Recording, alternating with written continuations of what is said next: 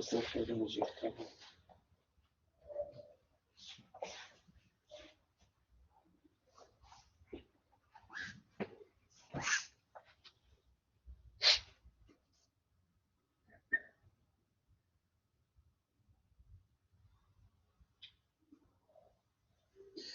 Alors, bonjour. La dernière fois, on s'est arrêté aux limites usuelles de logarithme et d'exponentielle. On a donné quelques limites usuelles. Maintenant, E,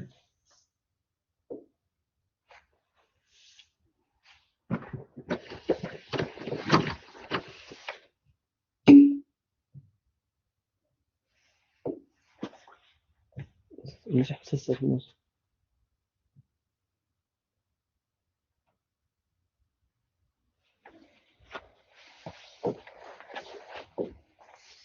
technique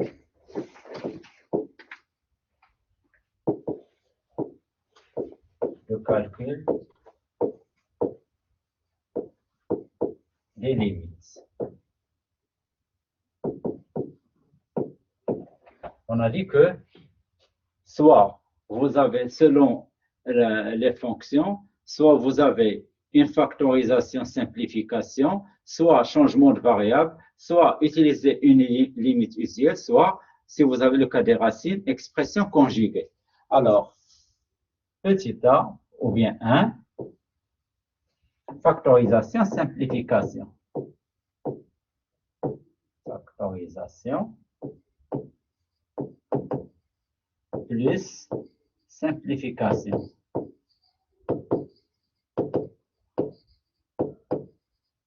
Exemple.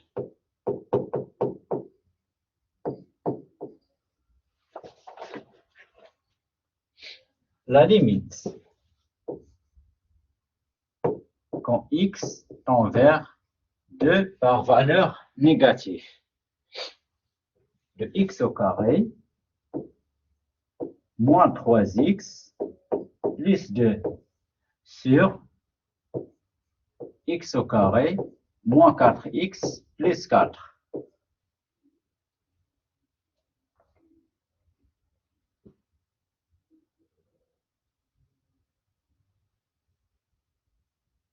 Alors, ceci, c'est la limite quand x tend vers 2 par valeur négative de x moins 1 fois x moins 2 sur x moins 2 au carré.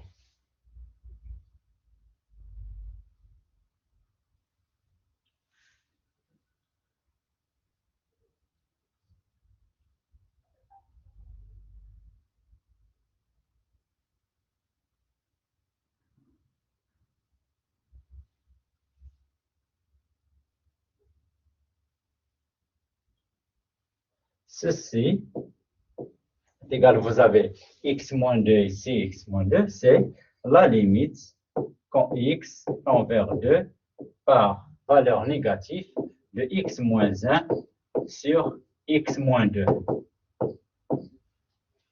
Ici, vous avez 2 moins, donc vous avez un 0 positif, un 0 négatif, pardon, un 0 négatif.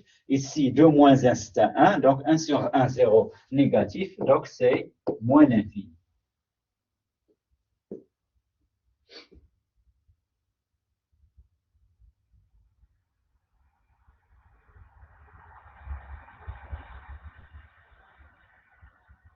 Le deuxième exemple, le deuxième cas, c'est limite usuelle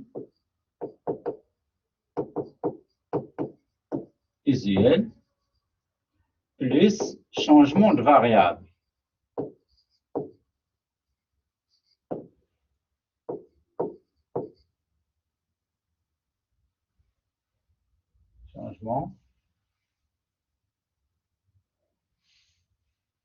Changement de variable. Exemple.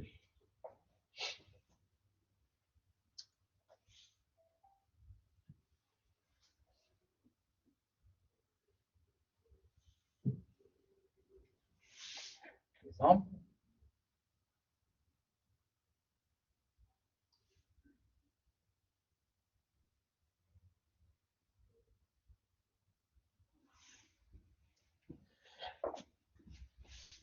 La limite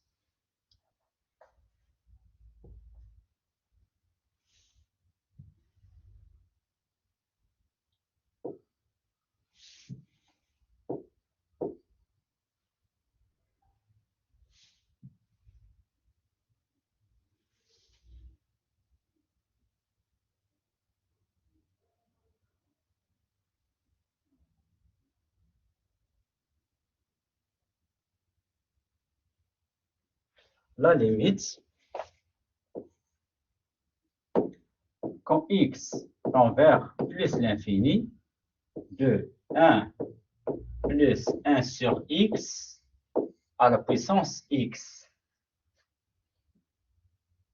Toujours, si vous avez une puissance en x ou 1 ou une expression en x, pensez à faire exponentielle de logarithme.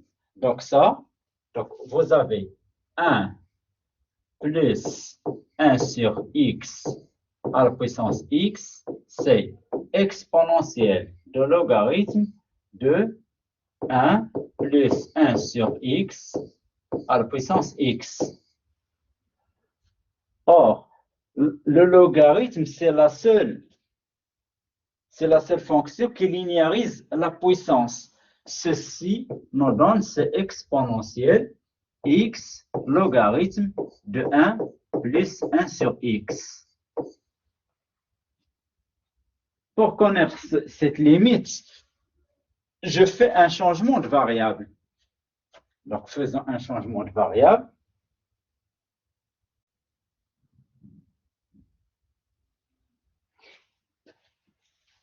Changement de variable.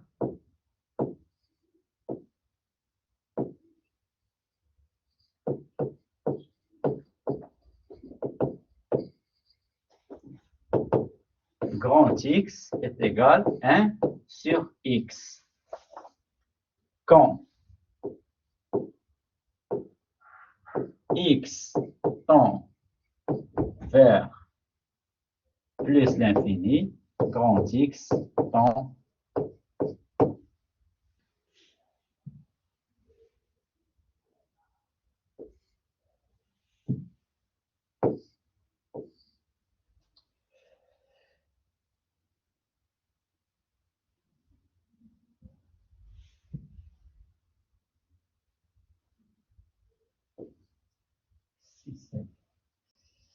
sur X moins 2.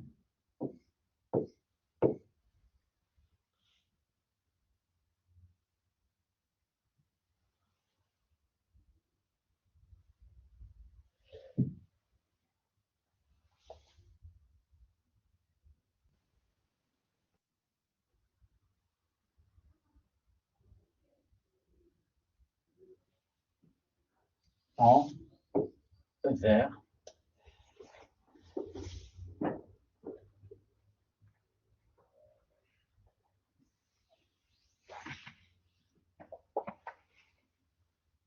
vers 0 plus. Et on a la limite quand x tend vers plus l'infini de 1 plus 1 sur x, x logarithme de 1 plus x, c'est la limite quand grand X tend vers 0 plus de logarithme de 1 plus x sur grand X. Ceci est égal à 1 comme limite visuelle et on a finalement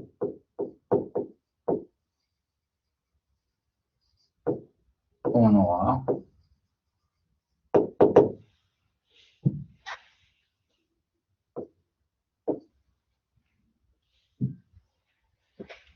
la limite quand x tend vers plus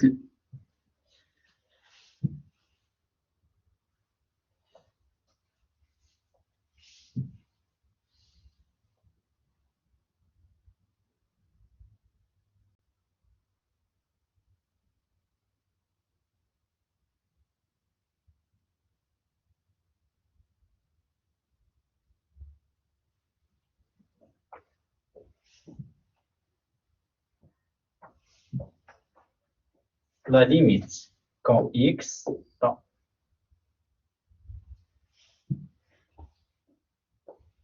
la limite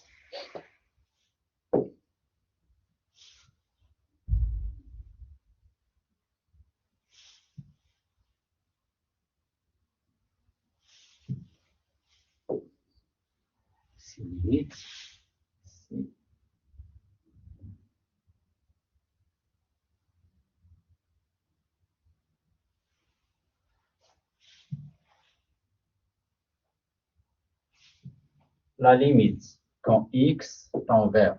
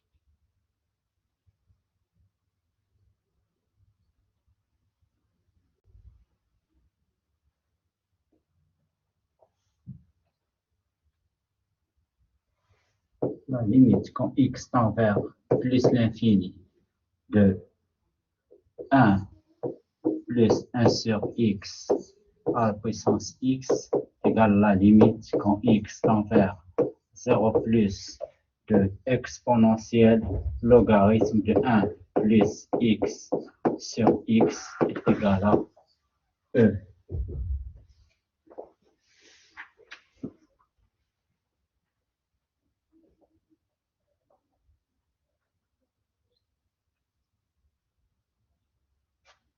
Alors, le troisième exemple concerne bien le troisième cas.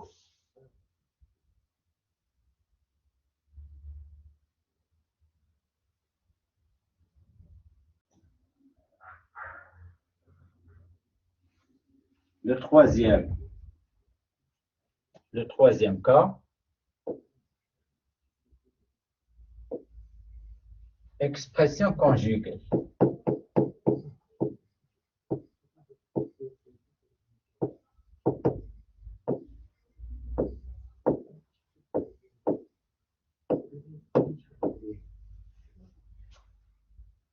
Exemple.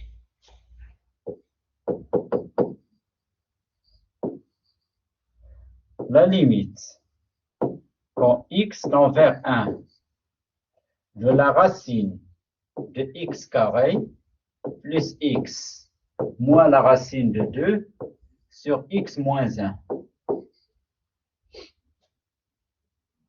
Si vous faites ici, donc x tend vers 1, la racine de x carré plus x, c'est la racine de 2, moins racine de 2, c'est 0, 1 moins 1, c'est 0. Donc, c'est une forme indéterminée, mais on a dit, donc, dans la dernière, la remarque de la séance dernière, qu'il n'a rien d'indéterminé. Toutes les limites se calculent.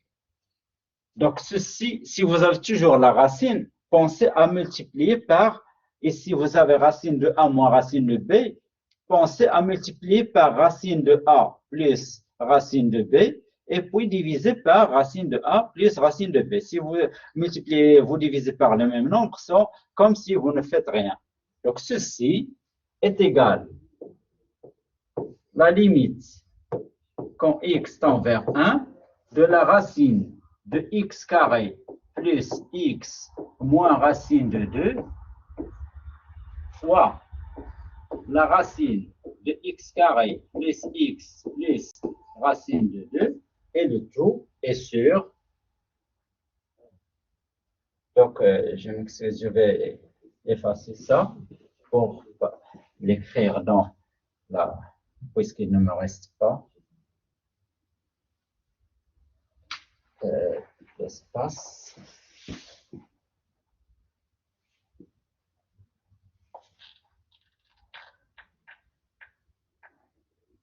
Troisième page. Donc, la limite. Donc, ceci égale la limite quand x tend vers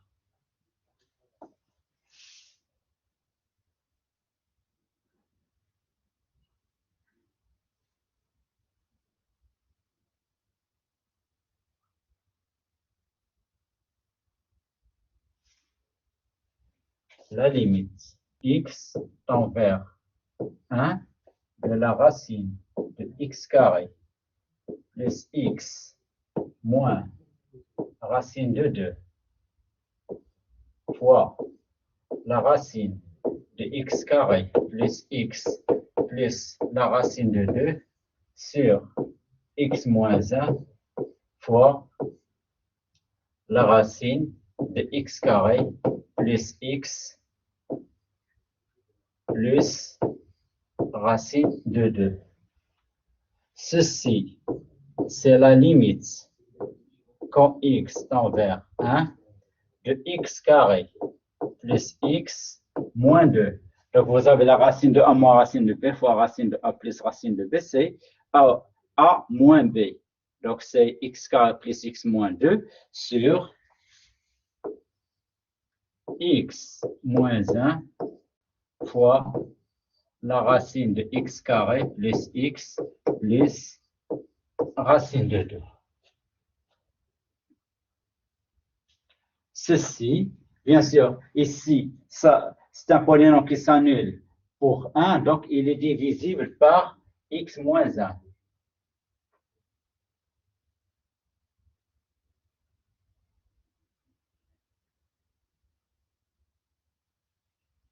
Donc ceci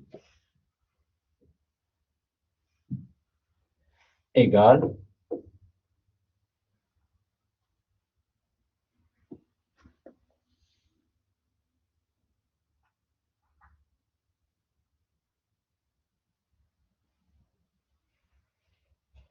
ceci est égal à la limite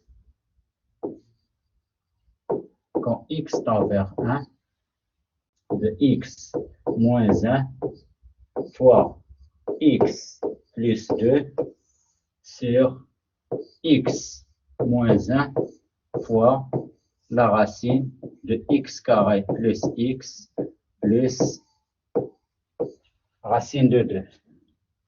J'ai une simplification ici, donc par suite,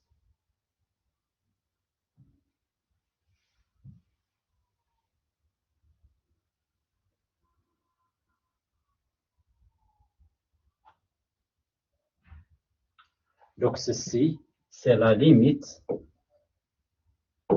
quand x tend vers 1 de x plus 2 sur la racine de x carré plus x plus racine de 2, c'est 3 sur racine de 2 ou 3 racine de 2 sur 2.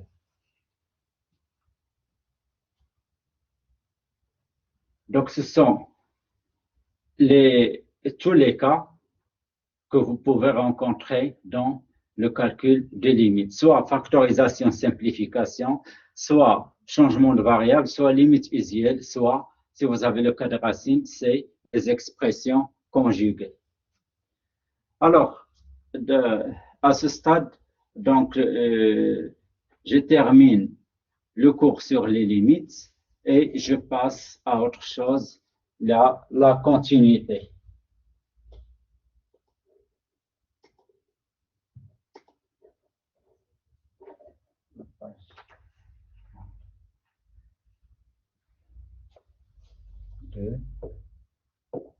Deux. Continuité.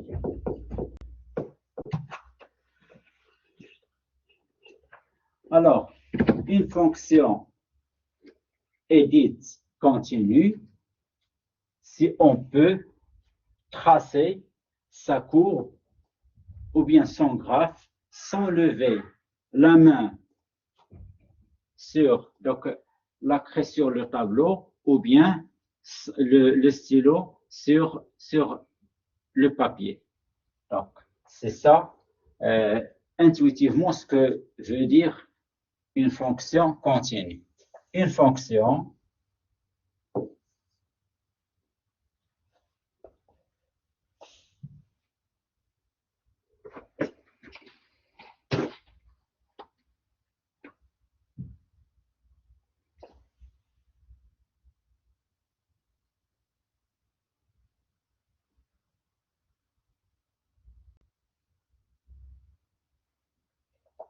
une fonction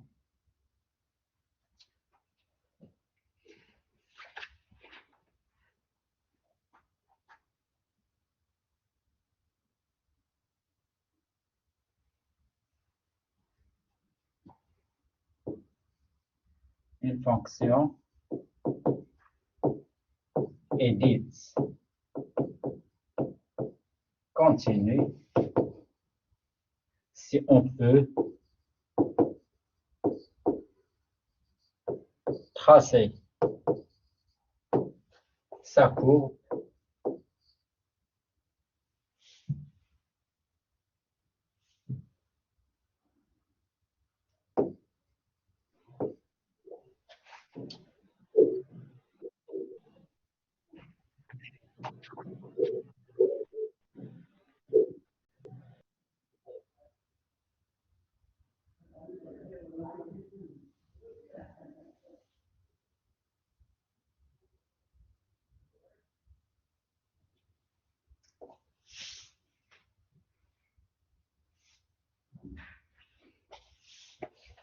si on peut tracer sa courbe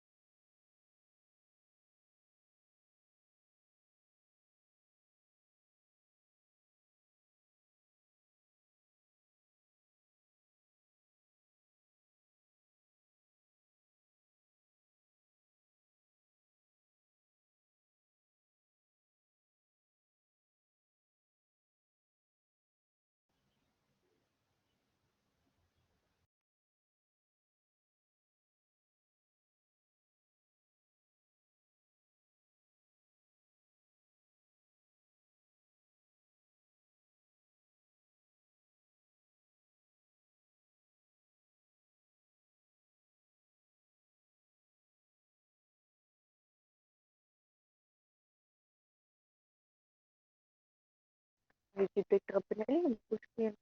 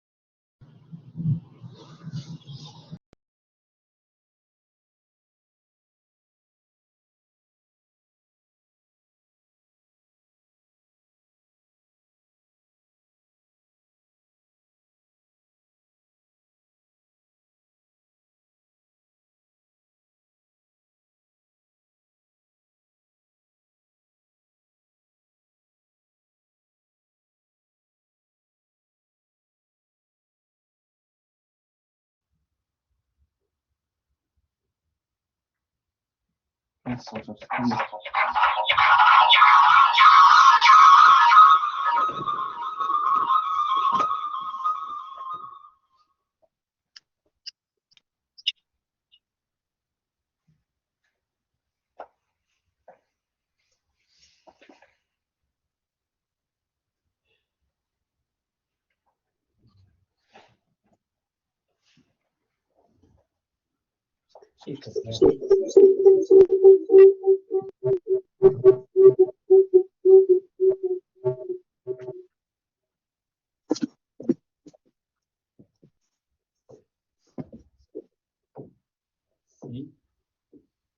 j'ai un x0. Ça, c'est la courbe de f. Ici, donc, je n'ai pas levé la main sur le tableau, donc, bien sûr, f est continu en x0.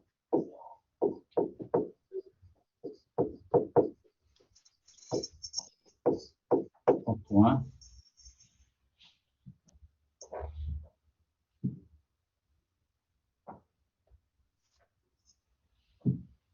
f continue au point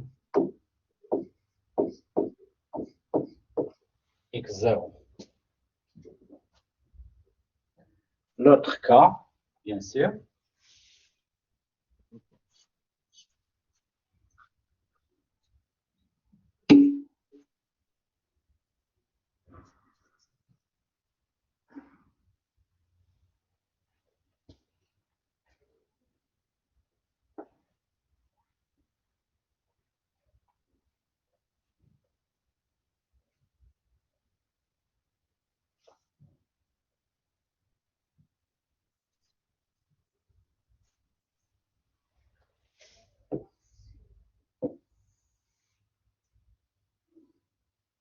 ici, x0.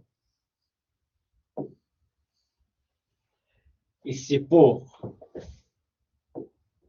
continuer le tracé, j'étais obligé de lever ma main sur le papier. Donc, f est discontinu. F est discontinu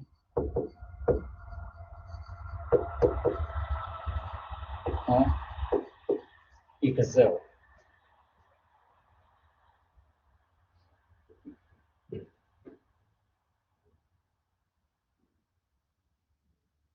Mais pratiquement, ceci, par quoi se traduit? J'ai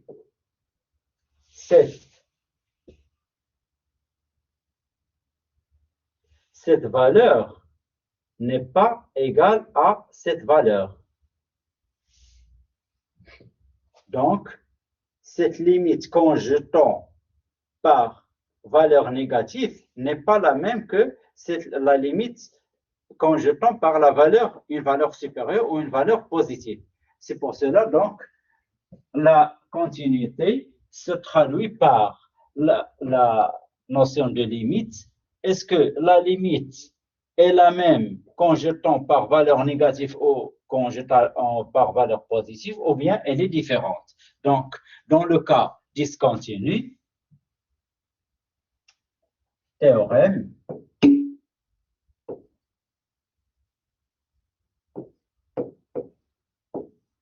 soit f une fonction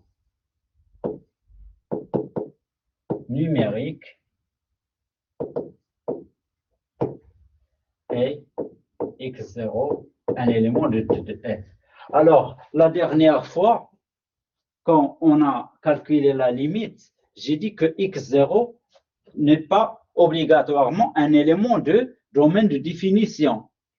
Il appartient à l'adhérence du domaine de définition, c'est-à-dire il peut être tout près, même à l'extérieur, il peut être tout près, donc tellement collé au domaine de définition, mais à l'extérieur, et on peut parfois, on peut calculer sa limite. Mais pour la continuité, x0 doit impérativement être dans le domaine, c'est-à-dire f de x0 existe, c'est-à-dire f de x0 existe C'est ça ce que veut dire x0, un élément de D de f. Alors, si f est dite continue au point x0, si et seulement si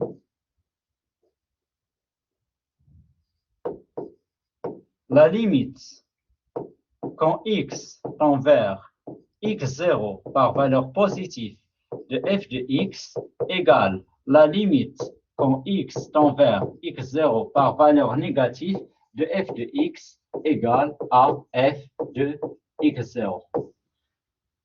Dans le cas contraire, elle est discontinue. Si vous avez ces limites sont différentes ou bien elles sont différentes de f de x0, alors la fonction n'est pas continue.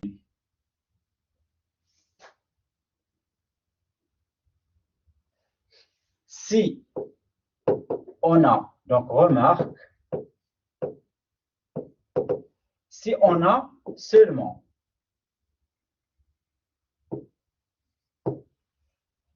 la limite quand x tend vers x0 positif de f de x est égal à f de x0, on dit que f est continu à droite en x0.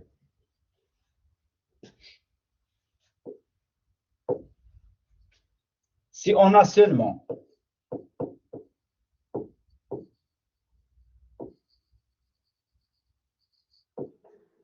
la limite quand x tend vers x0 moins de f de x égale à f de x0, on dit que f est continu à gauche en x0.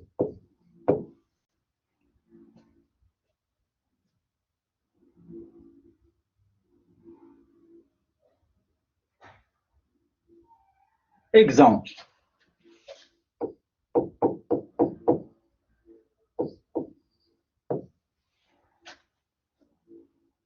F de x, soit f de x,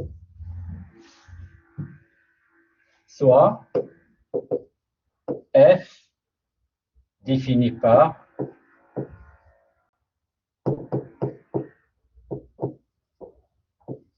f de x est égal à racine de x si x est dans 0, 1,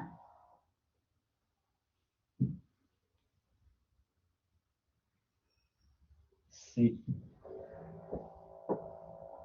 appartient à 0, 1, racine de 2 moins x si x est dans 1, 2.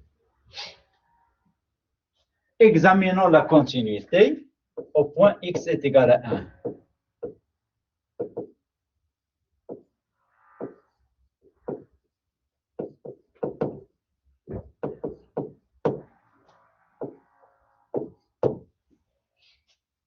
La limite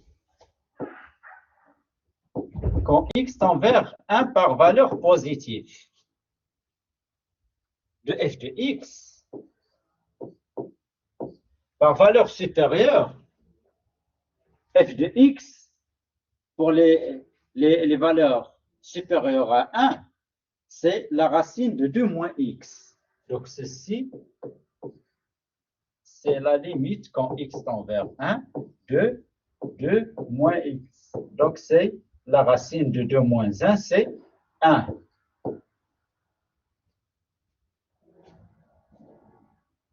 La limite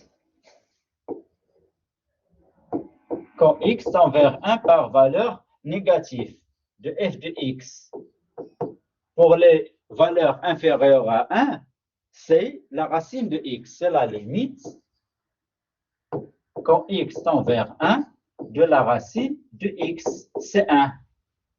Et f de x est égal à la racine f de 1, pardon. F de 1, c'est la racine de 1, puisque le 1 est inclus ici. G, il est fermé en 1. Donc ici,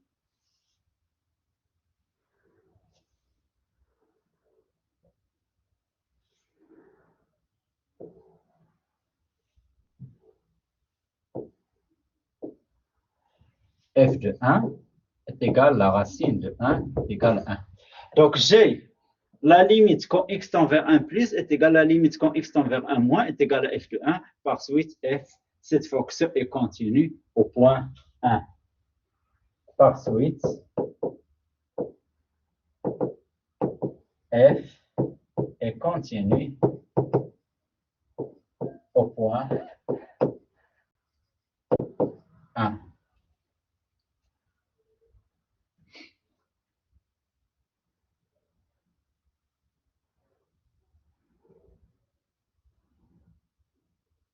Alors, la continuité globale,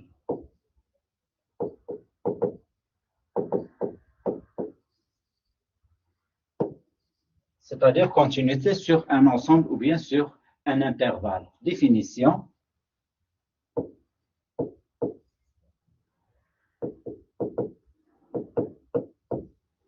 F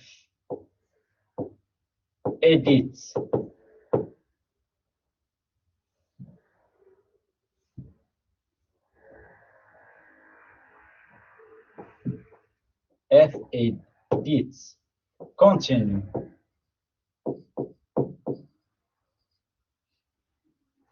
sur un intervalle I. Bien sûr, I est inclus dans D de F si F est continu en tout point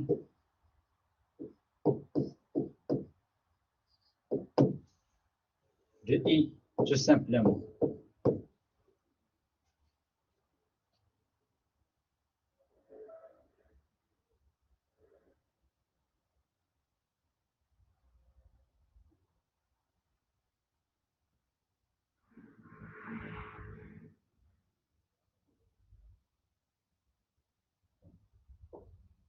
Alors,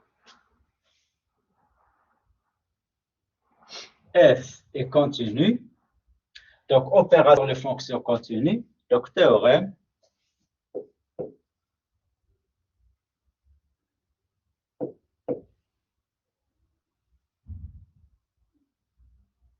Soit f, g de fonctions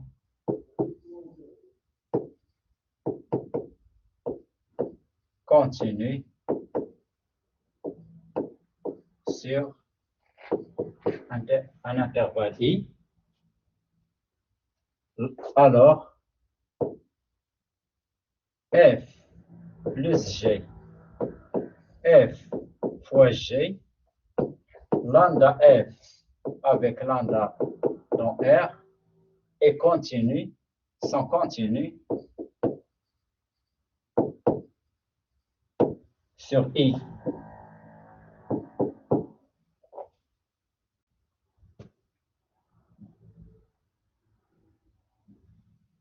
Et si g de x est, si quel que soit x dans I, g de x est différent de 0, f sur g est continu sur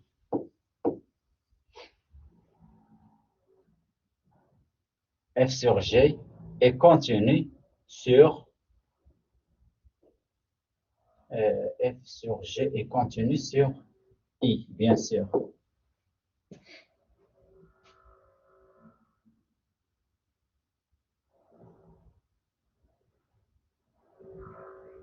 Un autre théorème,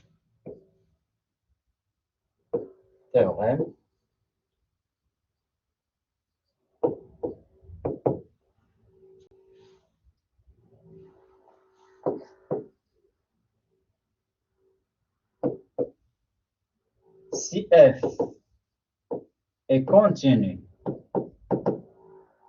sur un intervalle i et g est continu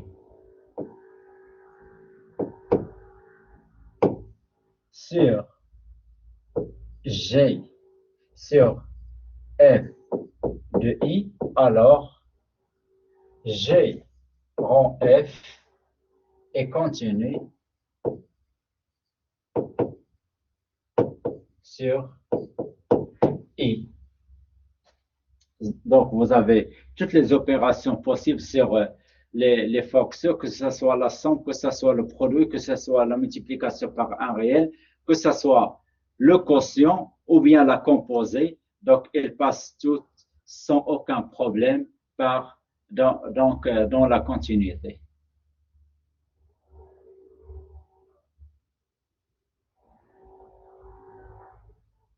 Alors, 2. Donc, 1, c'est la continuité. Prolongement.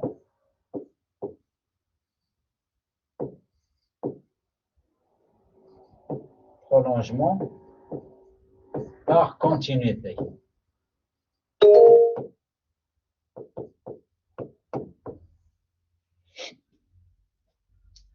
Alors, la position du problème. Position du problème.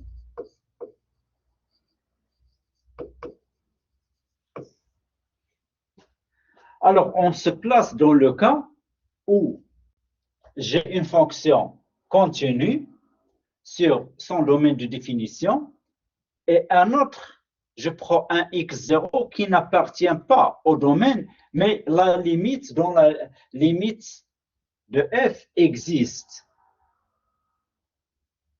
Donc, la position de problème, soit f continue sur d de f, x0 n'appartient pas au d de f, mais la limite quand x tend vers x0 de f de x existe. Existe, c'est-à-dire est égal à un réel, pas l'infini ou moins l'infini. Donc, est égal à L, existe, c'est-à-dire la limite quand x tend vers x0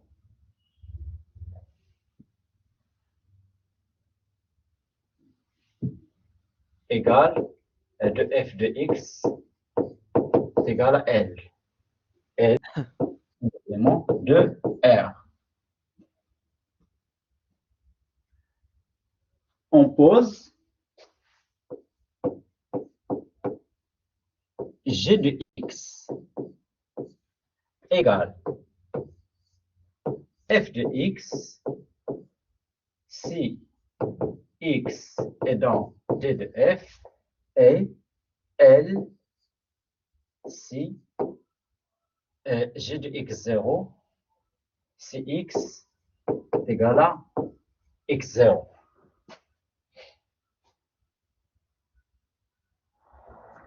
Alors, g de x posé de cette façon est continu sur d de f union x0. Pourquoi? Parce que la limite quand x tend vers x0 de g de x, x devant de x0, c'est égal à f de x. Mais f de x est égal à L, donc est égal à g de x0. La limite, ceci est g. G ainsi construite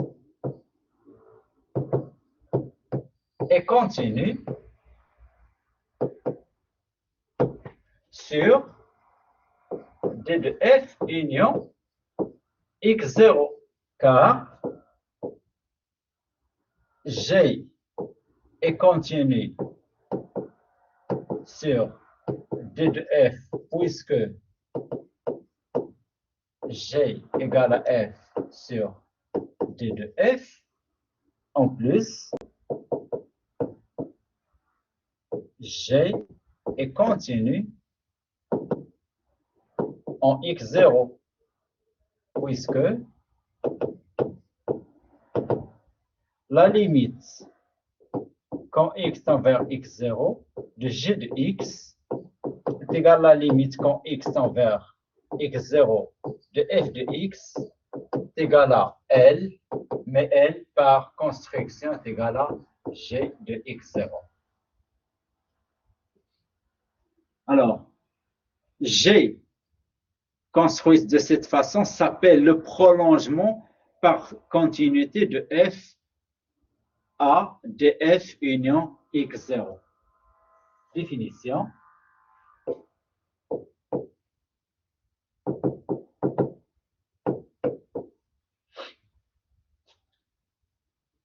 La fonction g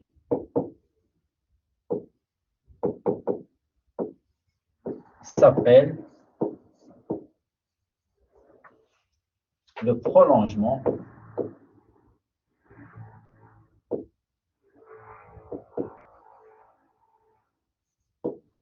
par continuité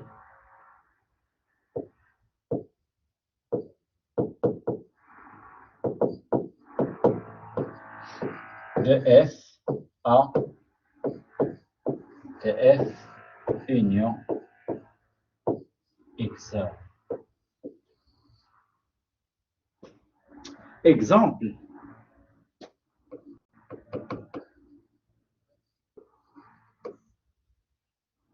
F de x est égal à x ln de x sur x moins 1.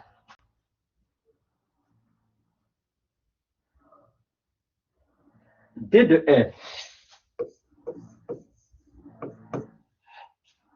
f de x est égal à x ln de x. Ln est définie sur 0 plus l'infini. Le 0, elle est ouverte en 0. Et puis, x doit être différent de 1 pour que x moins 1 ne soit différent de 0. Donc, ceci est égal à 0, 1, union 1 plus l'infini.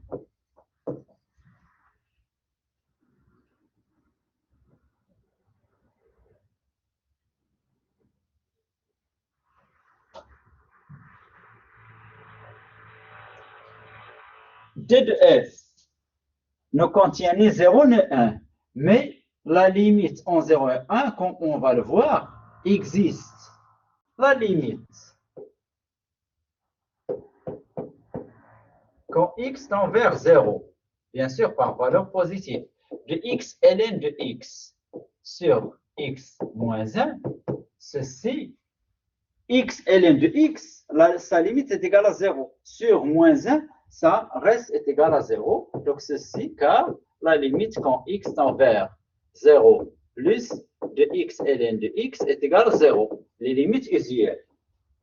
D'autre part,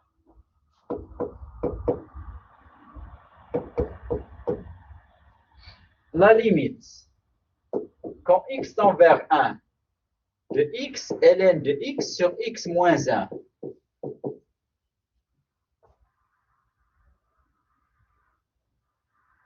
ln de x, ça c'est une limite usuelle.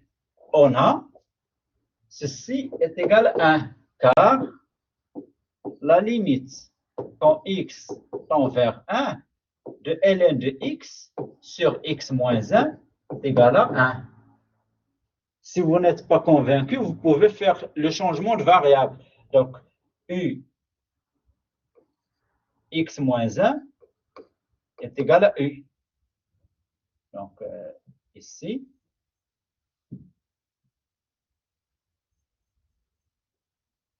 poser u est égal à x moins 1. Et la limite, quand x tend vers 1 de ln de x sur x moins 1 est égal à la limite quand u tend vers 0 de ln de 1 plus u sur u égale à 1. Cette limite, donc bien sûr, j'ai une limite en 0 et une limite en 1. Donc, je peux prolonger par continuité, donc soit soit j'ai la fonction définie sur 0 plus l'infini par g de x égale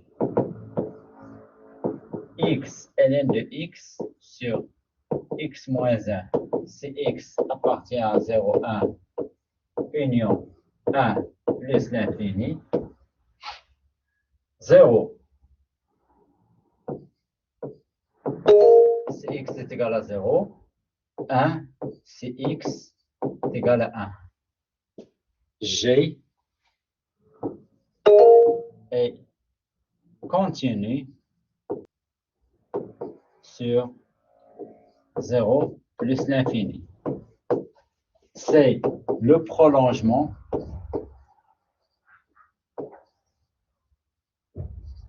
par continuité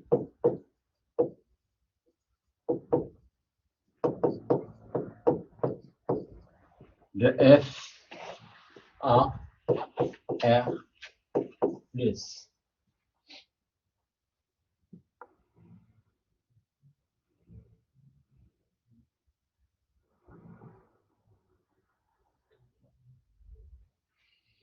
Alors, maintenant on passe à autre chose, toujours dans la continuité, les théorèmes, donc, grand théorème, donc les théorèmes,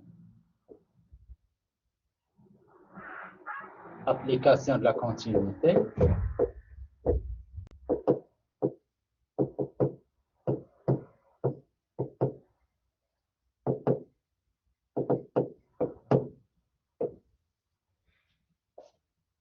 Théorème des valeurs intermédiaires.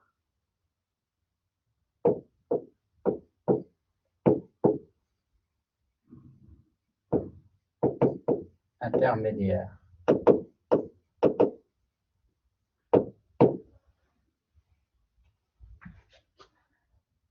Je prends une fonction, soit f, une fonction continue sur un intervalle i.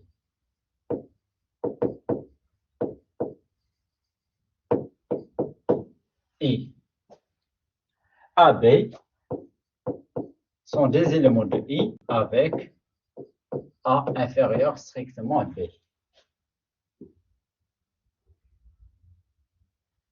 Si f de A fois f de B est strictement négatif, c'est-à-dire f de A et f de B sont de signes opposés. Si f de A est négatif, l'autre est positif. Si f de A est positif, l'autre est négatif. Alors, il existe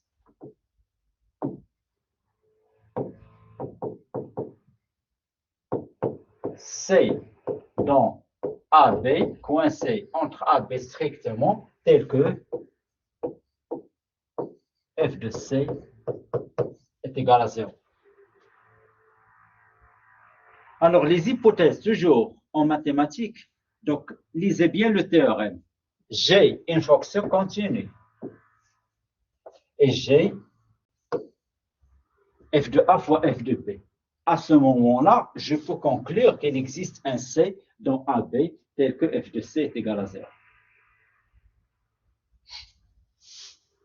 Ça, c'est le théorème des valeurs intermédiaires. Graphiquement, donc illustration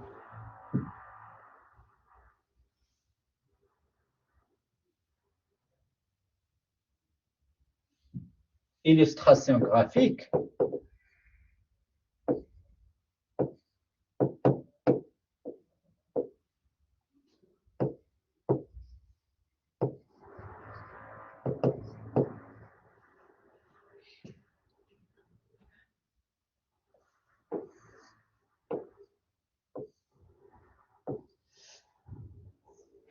j'ai ici A et ici B. Ma fonction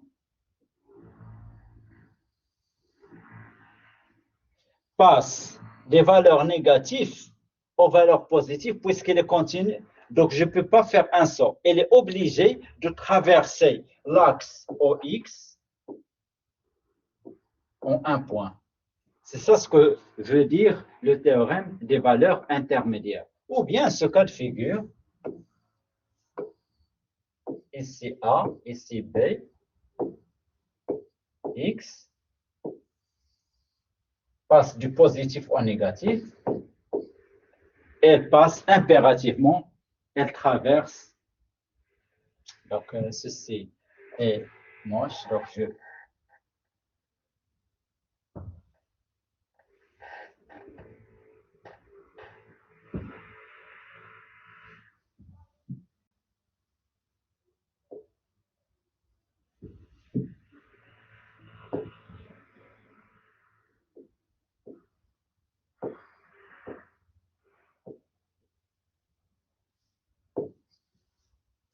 Ici, l'axe OX. Donc, elle passe du positif au négatif ou du négatif au positif. Elle traverse impérativement l'axe OX au point C. C'est ça ce que veut dire le théorème des valeurs intermédiaires. À quoi sert ce théorème? Les équations qu'on rencontre en analyse ne sont pas toutes aussi simples. Donc, pour trouver, on ne peut pas à chaque fois calculer à la main. Il y a des équations qui sont très compliquées, donc on ne peut pas les calculer à la main. On prouve seulement l'existence. Par exemple, les polynômes qui dépassent le degré 5, donc, ne sont pas résolubles par radicaux. Donc, on est obligé d'utiliser ce genre de théorème pour prouver qu'il existe des zéros dans l'intervalle. Donc, P de X, exemple, j'ai P de X égale à X 3 moins 4X plus 1.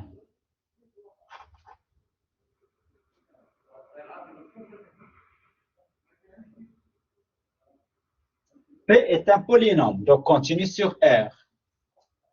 P est continu sur R, car fonction polynôme, car P est polynôme, c'est une fonction polynôme.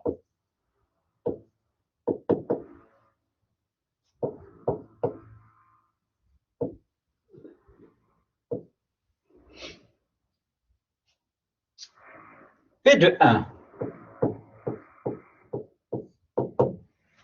J'ai 1 plus 1 moins 2, c'est moins 2. Négatif.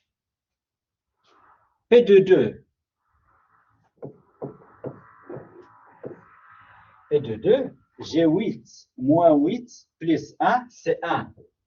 Positif. Donc, d'après le théorème des valeurs intermédiaires, il existe un C coincé strictement entre 1 et 2, tel que P de C est égal à 0. Puisque, donc, d'après le théorème des valeurs intermédiaires, il existe un C entre 0 et 1, tel que P de C égal à 0. Et vous pouvez encore trouver d'autres valeurs puisque P est un polynôme de degré 3, donc il possède en principe 3 valeurs distinctes. Alors, mais ce théorème ne dit pas le nombre exact. Est-ce que la solution est unique ou non? Donc, dans ce cas, pour savoir le nombre de, est-ce que le nombre de zéros est unique ou non, ou bien le nombre de racines est unique ou non, donc on doit utiliser un autre théorème, c'est le théorème de la bijection. Vous avez eu le cas de le rencontrer en terminale, je crois. Donc, théorème.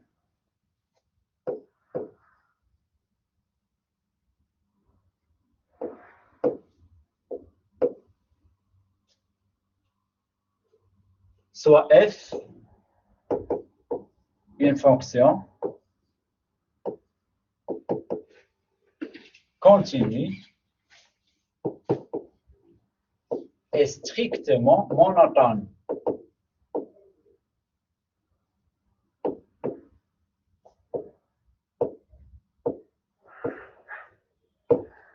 Sur un intervalle i. Alors, ici, je continue strictement monotone sur i, un intervalle. Donc, ici,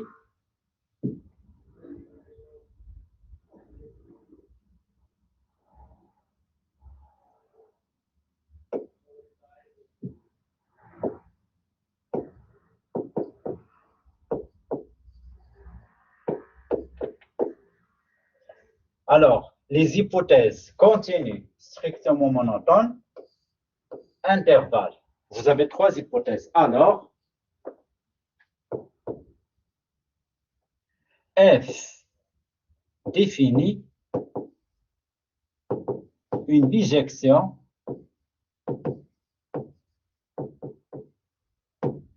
de i sur f de i.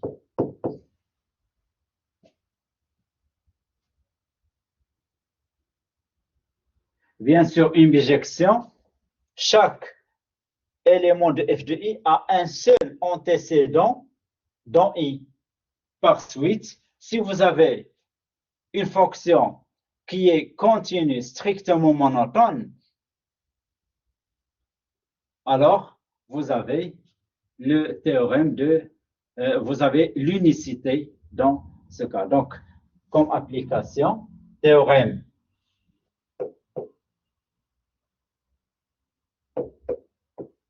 des valeurs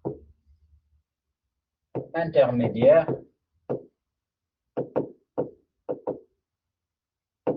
améliorées. Un théorème des valeurs intermédiaires améliorées.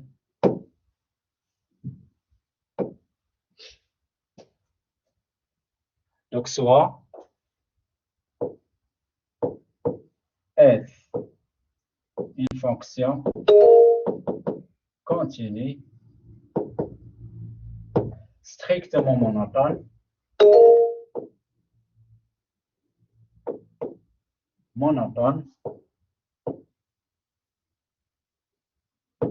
sur un intervalle i. A, B sont des éléments de i tels que f de A fois f de B inférieur à 0. Alors, il existe un unique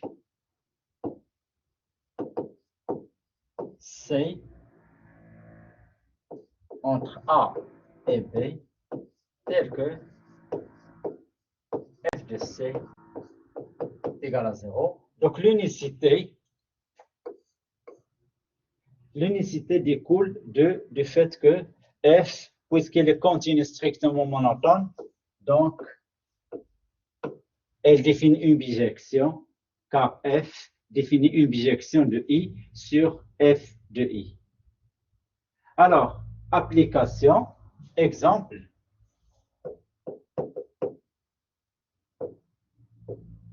f de x égale à ex plus x.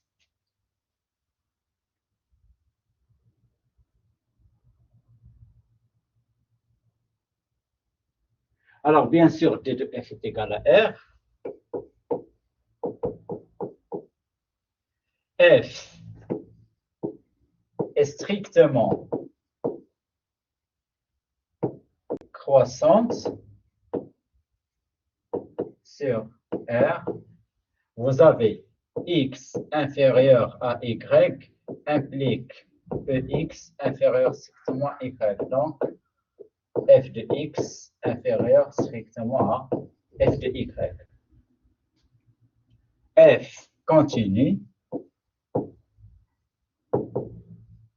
sur R car exponentielle et x sont continus. Ici, pour être rigoureux, x, on fait correspondre x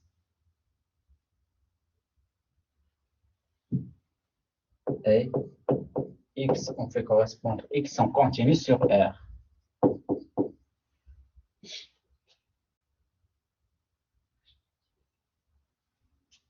F2 moins 1. F2 moins 1 égale à E moins 1 moins 1. Elle est négative. 1 sur E, c'est 1 sur 2,72, donc elle est négative. F de 1 ou bien F de 0. F de 0 égale à 1. Par suite, d'après le théorème des valeurs intermédiaires, cette fonction ne possède que 1, 0. Donc, f de x est égal à 0. D'après ce qui précède, d'après le théorème précédent, donc, d'après le théorème précédent,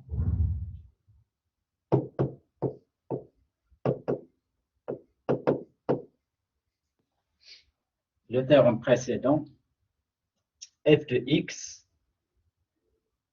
l'équation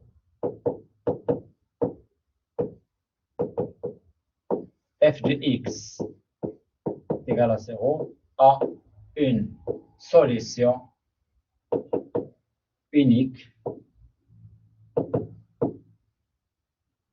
entre 0 et 1.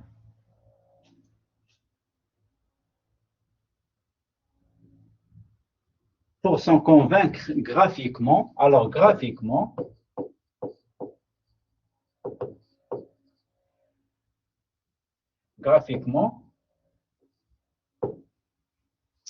f de x égale à 0 est équivalent à exponentielle x est égal à moins x. Donc, ce point se trouve sur l'intersection de la fonction de la courbe de exponentielle et de y. Donc, ce point, le 0 de f se trouve sur la courbe de l'exponentielle et la droite d'équation y est égale à moins x, la deuxième bisectrice. Donc, on va le voir ici. J'ai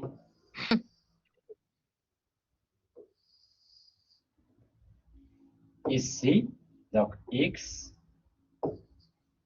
0, ici 1, ici moins 1, bon, approximativement.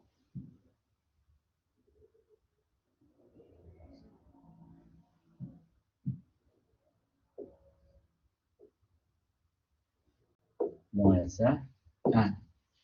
Mon fonction exponentielle fait comme ça.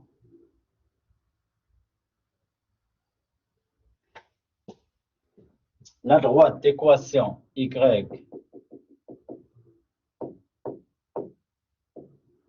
passe par deux points différents, passe une droite et une seule.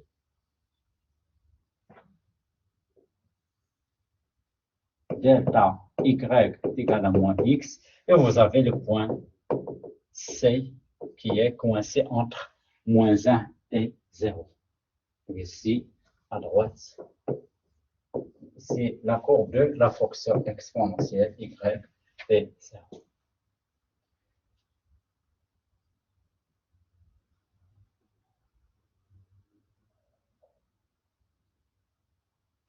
Donc ici, le cours sur la limite et la continuité donc se termine à ce stade Donc, je vous remercie. La semaine prochaine, Inch'Allah, donc, on attaquerait la notion de dérivabilité.